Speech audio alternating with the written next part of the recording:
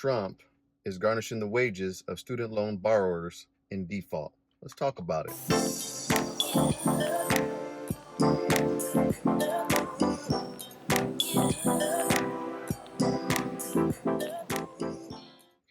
So Trump is garnishing the wages of student loan borrowers in default. Let's talk about that. First of all, I've had my wages garnished before for something totally separate. It was more for tax purposes. When I was running my businesses, the state government had taken out a big chunk of money in one of my business accounts. And I got to tell you, it's worse than paying bills. It's worse than, paying your insurance or if you get a citation or something like that, because you can't prepare for it. You don't know when it's going to happen. And when it does, the money that you were going to use for something else is now gone. So you got to come to terms with that. So it's a lot worse than paying a bill when your wage is being garnished. I got firsthand experience of that for something completely different. But anyways, all right, so I got a proverb for you guys I wanted to share. How do you eat an elephant? How do you eat an elephant? What do you deep fry it, air fry it, you bake it? What do you do? How do you eat an elephant? I'll get into the answer for that in just a bit. But the first thing I wanted to do was explain my personal story in terms of my student loan debt. So I finished school in 2002. I had a bachelor in graphic design from Iowa State University. That bachelor's costed me $25,000. I actually went to school for 5 years instead of 4 because the first year I didn't know exactly what I wanted to do. But anyways, and then maybe 2 to 3 years later, I went back to school for my master in business administration in Kansas. And that was an additional 2 years. That costed, again, $25,000. So my student loans totaled $50,000. I was always kicking the can with these student loans, right? I didn't want to take care of them right now. I always wanted some type of deferment or forbearance to delay the payment. And I could never land jobs that actually paid enough to where I was actually comfortable making a payment and I would be okay after making that payment. So the payment plans that I selected when I did do my student loans were the low income ones where they didn't take that much money out. Because it didn't take that much money out, I was only paying the interest. The principal wasn't going down. So after about 10 years or so, I found out that my student loans had increased to about $70,000. I didn't start getting serious about my student loans until maybe about 15 years into making payments. I got the balance down to about $25,000.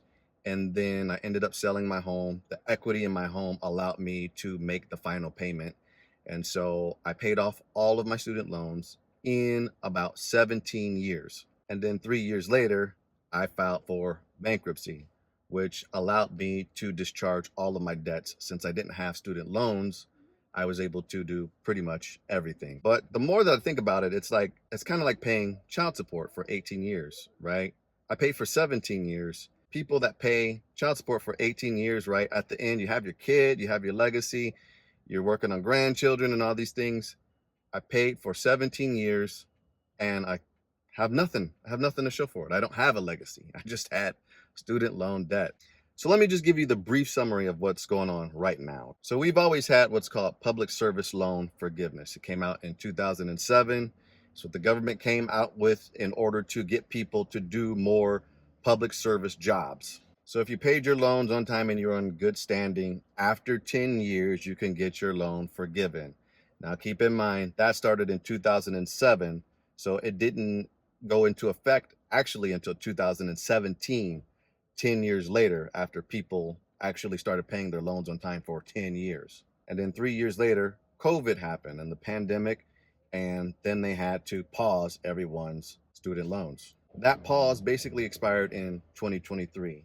And then Biden, he came up with some type of program that would allow people to have their loans forgiven up to $20,000. But that was struck down by the Supreme Court. Apparently, Biden overstepped his authority and they shot that down. In 2025, the reprieve for borrowers in default ended, which means that your loans could go into collections now. So the government has the authority to garnish your paycheck and keep you from getting your tax refunds or anything government related like Social Security or any type of service like that. From what I understand, over 20% of the borrowers are in default. That's 1/5 of everyone that has a student loan is in default over 90 days. So people may try to pay these loans off with their current job, but the fact is a lot of them are not making enough money.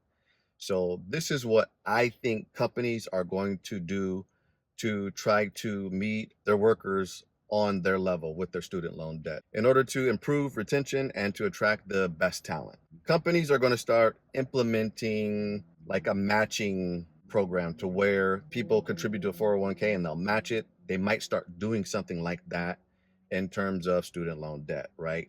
If you have student loan debt and you're paying on your 401k, instead of putting that amount to your 401k that they're going to match, they might actually put it towards your student loan debt. Another thing I think companies are going to start doing is they're going to start taking your PTO that you've accrued over the years and they're going to start using that for your student loan payments. And it just makes sense because if you've been with a company for a long time, they owe you that money anyways. But the thing is, when you're getting that PTO, you take it out and it's taxed. As soon as you take it out, you take it out in cash. But if they use it directly for your student loan payments, it has the opportunity to not be taxed. A lot of people have an issue with companies using PTO because they seem to think that it takes away work-life balance. But the thing is, if you've been working for, so long to where you're accruing 200 to 300 hours of PTO, you really didn't have that much work-life balance anyway, or you did and you just really didn't care. You're just all about work. So I think that employees should be able to use their PTO balance in order to pay off their student loan debt. The next thing I think they're going to do is what they used to do for tuition reimbursement, they're also going to have that for student loan debt payoff, right? So the reason why they implement that is for retention. They want the employee to stay at the company. They're offering to pay your tuition so that you can gain valuable skills and use it for that particular company. And the thing is, if you are paying someone's debt, more than likely they already used that skill, that education in order to get that job. So you're just basically paying anyways. And you're going to retain that employee because they're just happy that you're able to pay their debt for them. So you could pay their tuition or you could pay their debt for them. Either way, it's a win for the company. So my takeaway is this, and you could probably guess that I'm going to say this. Back in the day, I really didn't like the idea of the government taking away someone's student loans. Well, I did feel that back in the day, if you created the loan, you should pay for it, right? The reason I was able to pay off my loan was because of my home's equity. And then like I said, I filed for bankruptcy afterwards. So in my personal opinion, I think that instead of Biden trying to knock $20,000 off of everyone's student loans, what he probably should have been shooting for is to make student loans bankruptable.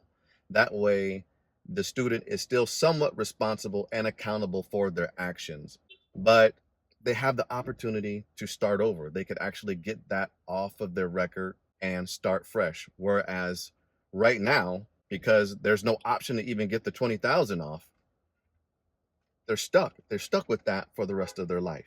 Student loans has the ability to really mess up your life. It has the ability to mess up your credit and everything. And I think they're worse than credit cards. I think they're worse than automobile loans. I think they're worse than mortgages for the simple fact, a lot of those things like cars, that's collateral. If you don't pay the amount, they could take the car back.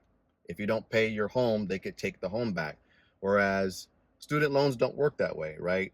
You can't unlearn in order to repay a debt servicer, right? It's not like you could unthink something and then give them their money back. It's kind of like eating food at an expensive restaurant. You didn't like the service, so you stop paying and you walk out. Well, you can't give the food back because you already ingested it. You have to pay for the food. Student loans are the same thing. You have to pay for the education, right? So remember, I just asked the question earlier, how do you eat an elephant? Do you deep fry it or how do you do it?